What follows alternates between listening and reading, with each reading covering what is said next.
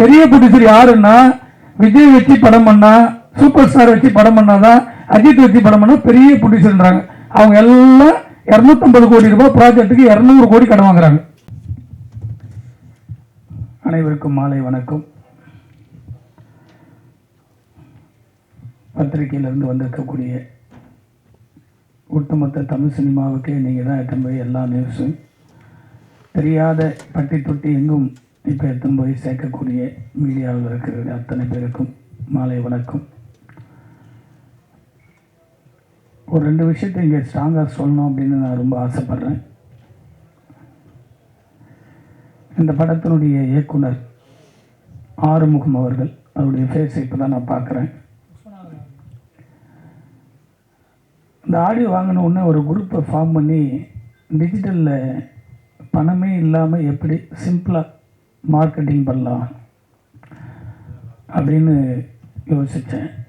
அந்த டைமில் அந்த குரூப் ஃபார்ம் பண்ணி இயக்குனரையும் ராமச்சந்திரன் அவர்களையும் அந்த குரூப்பில் இணைச்சி, அதுக்காக இன்றைக்கி இருக்கக்கூடிய டெக்னாலஜி பிரகாரம் ஃபார்ம் பண்ணும்போது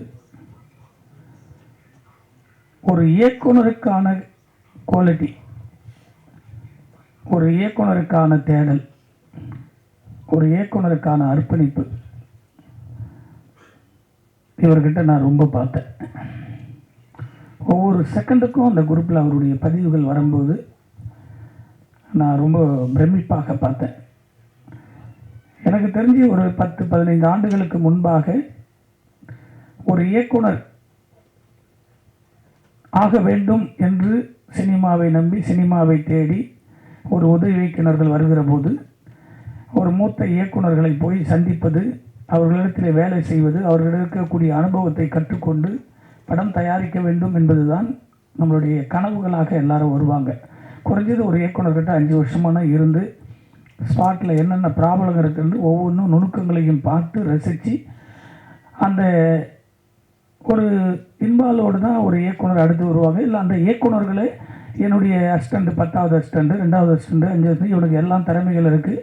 ஒரு இடத்துல கதை சொல்ல போனாலும் அவங்கள வந்து என்கரேஜ் பண்ணி இவரை வச்சு படம் பண்ணலான்னு சொல்லுவாங்க. அப்படி தான் ஒரு சினிமா இருந்தது. நாளைய இயக்குனர்கள் வந்தது பிறகு திறமை எப்படி ஒன்றா வரலான்றது அந்த நாளைய இயக்குனர்கள் வந்த உடனே தமிழ் சினிமா ரொம்ப சிம்பிளாகிடுச்சு. ஏன் சொல்ல வரேன்னா, இன்றைக்கி நிறைய படங்கள் பிரச்சனையை உருவாக்குவதற்கு காரணமே தொழில் தெரியாமல் இருந்து நம்பிக்கையில் ஒரு ப்ரொடியூசரை தேடி போய் ஒரு கதையை சொல்லி எப்படியானா படம் பண்ணிடலான்ற நம்பிக்கையில் ப்ரொடியூசர்களும் தெளிவான கதைகளை கேட்காமல் நம்பிக்கையாக இந்த பையனை தூக்கி விடுவோம், இப்போ ரொம்ப நாள் கஷ்டப்படுறான் அப்படின்னு வந்து மாட்டின தயாரிப்பாளர்கள் தான் 90 விழுக்காடு தயாரிப்பாளர்கள். ஒரு இயக்குனர் மட்டும் மிக தெளிவாக இருந்தால் அந்த படத்தில் எவ்வளவோ பிரச்சனைகள் இருந்தாலும் அந்த படம் வெளிவரும். அதற்கு உதாரணம் தான் இந்த படம் காமூர் காப்பி. காரணம், ராமச்சந்திரன் அவர்கள் வந்து எனக்கு ரொம்ப பிடிக்கும். அவர் வந்து பறன்னு ஒரு படம், சமுத்திரக்கனி சார் ஒரிஜினல் ப்ரொடியூசரே இவர் தான். அன்றைக்கி பல லட்சியங்களை பணம் போட்டார். அதில் அது ஒரு இஷ்யூவில் வந்து கவுன்சில் வரும்போது தான் நான் அவரை சந்திக்கிறேன். ஏங்க இவ்வளோ பணம் போட்டுறீங்க, எதுவுமே தெரியாமல் இருக்கீங்களே அப்படின்னு. அந்த படம் ரிலீஸ் ஆச்சு. அதில் ஏதோ ஒரு துரும்பாக நான் இருந்தேன், அவ்வளோதான். ஏன்னா ஒரு படம் வெளியே வரணும், அது எந்த தயாரிப்பாளர்கள் இருந்தாலும் பணம் போட்டு படம் எடுக்கிற ஒரு படம் வெளியே வந்தால் தான் நம்ம எல்லோரும் நினைப்போம் தயாரிப்பாளர் மட்டும்தான் முழு பொறுப்புன்னு. இல்லை, அதில் ஒர்க் பண்ணியிருக்கக்கூடிய 100 கலைஞர்களுக்கு மேலே அதில் ஒரு 10 பேர் ரொம்ப பாதிப்புக்குள்ளாகுவாங்க படம் வெளியே வரலையானா. அதில் ஒரு இயக்குனர், ஒரு இசையமைப்பாளர், ஒரு கேமராமேன், ஒரு எடிட்டர், ஒரு ஆர்ட் டைரக்டர், இந்த category dance master, fight master, இதெல்லாம் புது ஒரு வர்க்கமாக இருக்கிற போது அவருடைய முதல் படைப்பு வெளியே வரலன்னா அதனுடைய கஷ்டம் உலகத்தில் எதுவுமே கிடையாது. அந்த படத்தை வச்சுக்கிட்டு சுமந்து ஓடுகிற ஒரு இயக்குனர் மட்டும் இருந்ததால் அந்த பணம் ரொம்ப ஈஸியாக வந்துடும். ஆனால் ஏதோ முத்து பவளங்கள் பார்க்குற போல் இப்போ இருக்கக்கூடிய காலகட்டத்தில் இயக்குனர்களை கண்டுபிடிக்கிறது, உதவி இயக்குனர் வந்து புதுசாக வர இயக்குனர்கள் கண்டுபிடிக்கிறது ரொம்ப கஷ்டமாக இருக்குது. ஏன்னு சொல்கிறேன்னா, நாங்கள்லாம் வந்து ஒரு இயக்குனர் அசிஸ்டண்ட் ஆகும்போது தியாகம் இருந்திருக்கிறோம். எங்களுடைய குருநாதர் அப்படி கண்ணில் அப்படி திரும்பி பார்த்தாருன்னா அவர் என்ன யோசிக்கிறான்ற அளவுக்கு நாங்கள் முன்னாடி எடுத்து போய் பேப்பரை நிட்டுவோம். அவர் என்ன சொல்ல வரான்றது அவ்வளோ அளவுக்கு வேறு எதுவுமே மைண்டில் ஓடாது. அதுதான் இந்த இடத்துல சினிமாவில் எங்களெல்லாம் கொண்டு வந்து நிறுத்தி வச்சிருக்கு. வெற்றி பெறுவது ஒன்று, சினிமாவில் இருப்பது அதை விட பெரியது. சினிமாவில் இங்கே இருக்கிறதே பெரிய விஷயம். எல்லாரும் நினைக்கலாம் வெற்றி தோல்விகள். இந்த இயக்குனர்கிட்ட நான் அந்த பதிவில் பார்க்குற போது 2 கோடி ரூபாய் புதுசாக வந்து படம் எடுக்கணும்னு நினைக்கிற ஒரு ப்ரொடியூசர் இந்த இயக்குனர்கிட்ட கொடுத்தா லவ் டுடேலாம் ஒன்றும் கிடையாது, டிராகன்லாம் ஒன்றும் கிடையாது, அதை விட சூப்பர் படம் இந்த இயக்குனராலையும் பண்ண முடியும். நான் பொய்க்கெல்லாம் சொல்ல, அந்த ஒரு 5 நாள் அந்த குரூப்பை ஃபார்ம் பண்ணி அந்த ஆடியோ லேபிளோடு அவருடைய ஒர்க்கிங் ஸ்டைல் பார்த்தேன். நான் அந்த ஹார்ட் ஒர்க்கு எதுவுமே கிடையாது. சில பேர்லாம் போனால் 50,000 அக்கௌண்ட்டுக்கு அமிச்சாதான் எடிட்டிங் கட் பண்ணுறது வரேன்னு சொல்கிற நிறைய இயக்குநர்கள் இருக்காங்க. அவங்களால ஒரு நாளைக்கு அந்த பணம் மட்டும் இல்லை, அந்த அந்த படம் எவ்வளோ டிஸ்டர்ப் ஆகுன்றது யாருக்கும் புரியாது. அதுதான் பெரிய பெரிய படத்துலலாம் பஞ்சாயத்து நடந்துட்டு இருக்கு. இப்படிப்பட்ட ஒரு இயக்குநர்கள் இருந்தால் ராமச்சந்திர சார்லாம் வந்து உண்மையிலேயே கொடுத்து வச்சிருக்கணும். உங்களுக்கு அன்னைக்கு சினிமாவில் நீங்கள் ஒட்டிக்கு பாருங்க, பரன்னு ஒரு படத்தில் இந்த ஸ்டேஜில் கலைத்தாய் கொண்டு வந்து இந்த படத்தில் உங்களை தயாரிப்பு ஆக்கணும்னு சொல்லி எழுதப்பட்டது. கேபிள் சங்கர் சார் சொன்னப்பல இந்த டைமில் இது நடக்கணும்னு சினிமாவில் எழுதி வச்சிருச்சு. அதுபோல தான் உங்களுக்கு கடவுள் இந்த இடத்துல உங்களை தயாரிப்பாளர் ஆக்கியிருக்காரு. இது ஒரு சின்ன ஜேர்னி தான், எல்லாருக்குள்ளேயே இருக்கும். நல்லா அழகாக லவ் பண்ணுவோம், ரொம்ப பாசமாக இருப்போம், பாசமாகி கல்யாணம் ஆகும். கல்யாணம் ஆனதுக்கப்புறம் சின்ன சின்ன சலசலப்புகள்லாம் வரும். அதை எல்லாம் மீறி ட்ராவல் பண்ணுறது தான் மனிதனுடைய லைஃப் கதை. அதுபோல தான் ஒரு கல்யாணத்துக்கு முன்பும் ஒரு கல்யாணத்துக்கு பின்பும் அப்படின்ற ஒரு லைனோட நான் ஒரு ஃபுட்டேஜெல்லாம் பார்த்தேன். இந்த பட்ஜெட்டுக்கு இவ்வளோ சிறப்பாக எடுத்திருக்கக்கூடிய ஒரு இயக்குனர் இல்லை. அதே போல் இங்கே வந்த பிறகு தான் தெரியுது, அருமையான எடிட்டர், மியூசிக் டைரக்டர், பாடலாசிரியர், இவங்கெல்லாம் அர்ப்பணிச்சிருக்காங்க. அதான் சொல்ல, ஒரு சின்ன படத்தில் ஒரு 10 படைப்பாளிகள் வெளியே வரும்போது இன்னொரு 100 பெரிய படைப்புகள் ஈஸியாக வெளிவரும். இதையெல்லாம் கடந்து இவ்வளோ பெரிய பெரிய படங்களே இன்னைக்கு பிசினஸ் எதுவுமே இல்லை, டோட்டலா ஜீரோ. கேபிள் சங்கர் சார் சொன்னப்பல இந்த படத்தை வித்துட்டு நான் முதல்ல சொன்னேன், சின்ன பட்ஜெட்டில் பண்ண இது ஈஸியாக வைக்கலாம், போங்க கவலைப்படாதீங்க, பொறுமையாக தான் நடக்கும் அப்படின்னு. வித்துட்டு எது வேணா ரிலீஸ் பண்ண, இல்லை 4ஆம் தேதி ரிலீஸ்க்கு முடிவு பண்ணிட்டோம் அப்படின்னோம். ஆனால் அதை மீறி டிஜிட்டல் போயிருக்கு, ஒரு ஆடியோ சின்னதாக போயிருக்கு, சேட்டலைட் போயிடும், எஃப்எம்எஸ் ஆல்ரெடி வித்துட்டாங்க. ஒரு போட்ட பணத்தில் 50% பாக்கெட்டில் வந்துடுச்சுன்னும் போது ஒரு பெரிய மகிழ்ச்சி தமிழ் சினிமாவில். இந்த தமிழ் சினிமாவில் இப்படி ஒரு வியாபாரம் இல்லைன்னு சொல்ற காலகட்டத்தில் எல்லா படத்திற்கும் வியாபாரம் உண்டு உண்டு என்று ஒவ்வொரு ஸ்டேஜிலையும் நான் கத்துறேன். ஒரு தயாரிப்பாளர் சங்கம் நினைச்சால் 1 மணி நேரத்தில் ஒரு பெரிய மாற்றத்தை உருவாக்க முடியும். எல்லாத்துக்கும் ஒரு பிசினஸ் இருக்கு. இட்லிக்கு ஒரு ரேட் இருக்கு, அதே வந்து ஸ்டார் ஹோட்டலில் சாப்பிட்றது இட்லிக்கு ஒரு ரேட் இருக்கு, மாவு 2மே ஒண்ணுதான். அது போலதான் பிரிவினை இங்க உருவாக்கி வச்சிருக்கு, சின்ன படத்துக்கு எதுவுமே இல்லைன்னு. ஆனால் என்னைக்கு ஓடிடியும் யூடியூப்பும் டெவலப் ஆச்சியோ, சின்ன படங்கள் ஒண்ணுமே இல்லாத படங்கள் கூட பிரிச்சு பிரிச்சு பிரிச்சு வித்தா எல்லா படமே போட்ட ஒரு 25 லட்சம் 50 லட்சம் எடுக்க முடியும். பெரிய படம் 50 கோடி 100 கோடி எடுக்கிறது தான் ரொம்ப டேஞ்சரா இருக்கு. அது விஜயா இருந்தாலும் சரி, அஜித்தா இருந்தாலும் சரி, சூப்பர் ஸ்டார் படமா இருந்தாலும் அதுதான் டேஞ்சர். சின்ன படத்துக்கு இப்படிப்பட்ட ஒரு இயக்குனர் மட்டும் கரெக்டா அமைஞ்சா அந்த படத்தை ஈஸியா கொண்டு போய் நிக்கலாம். அந்த படம் இந்த இயக்குனர் ரொம்ப சிறப்பாக செஞ்சிருக்கிறார்.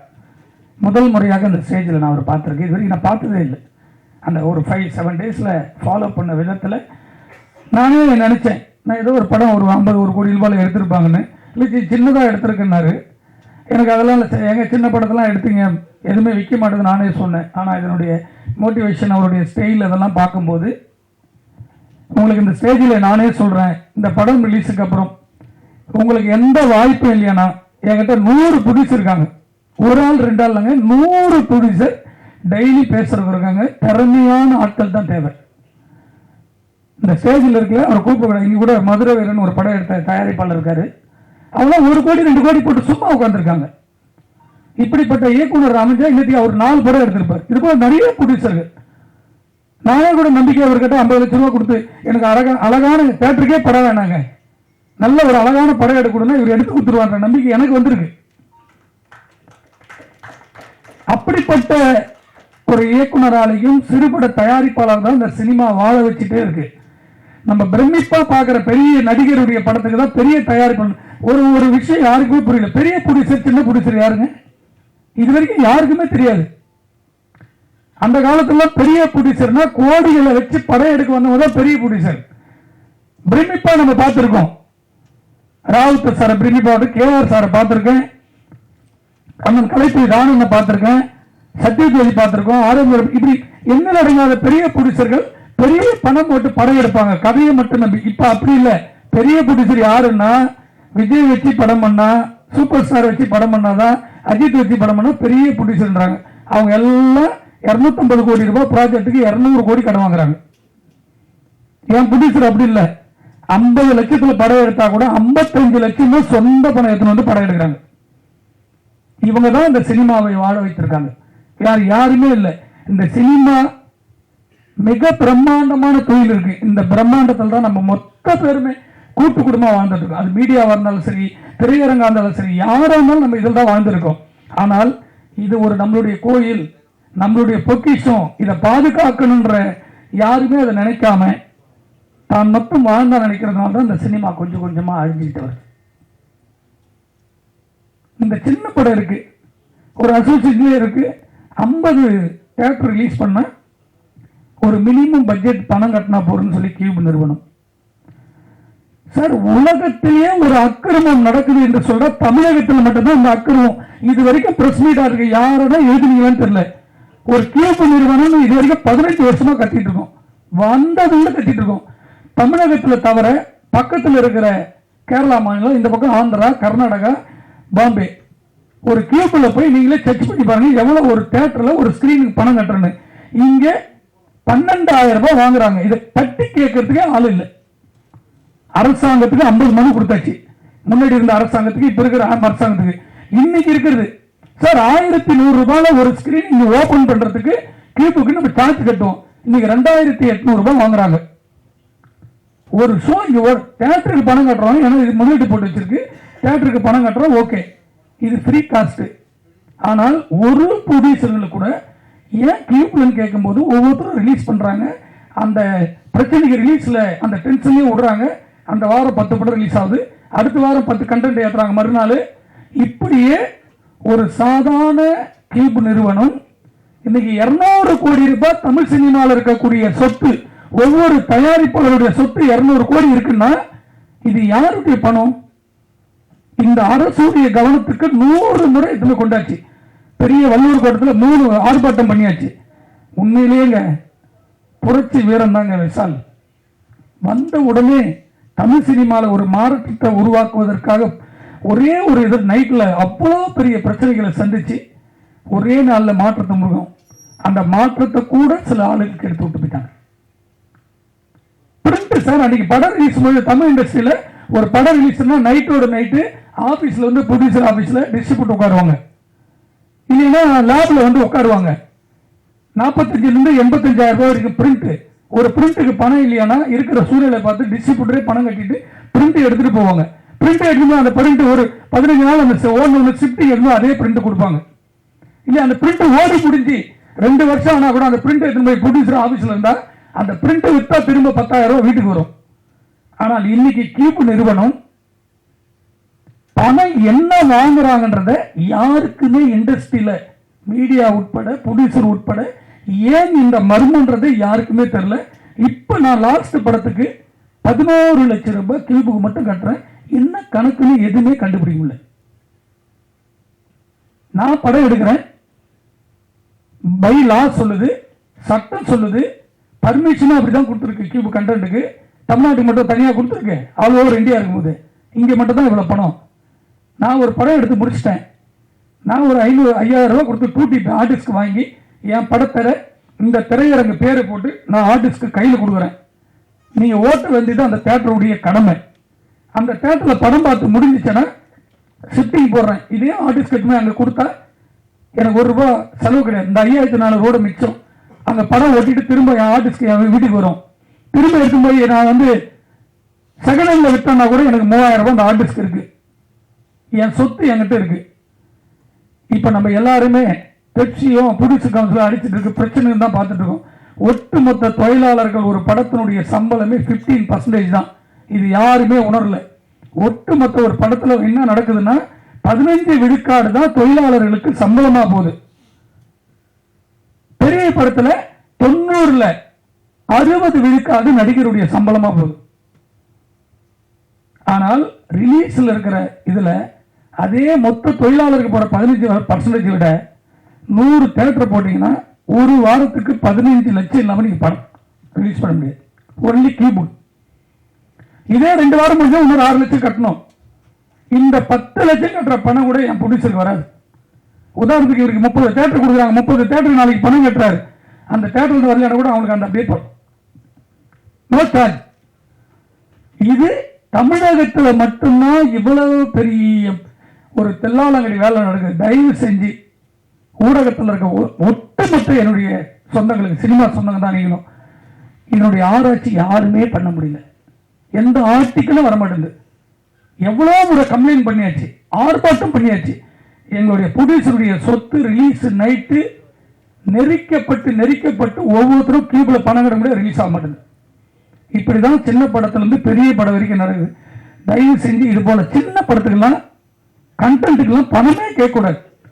வெறும் கவுன்சிலில் போட்டிருக்கிறது 50 படத்துக்கு 3 லட்சம் ரூபாய் கட்டணும்னு போடணும். ஆனால் 3 லட்சம் இல்லை.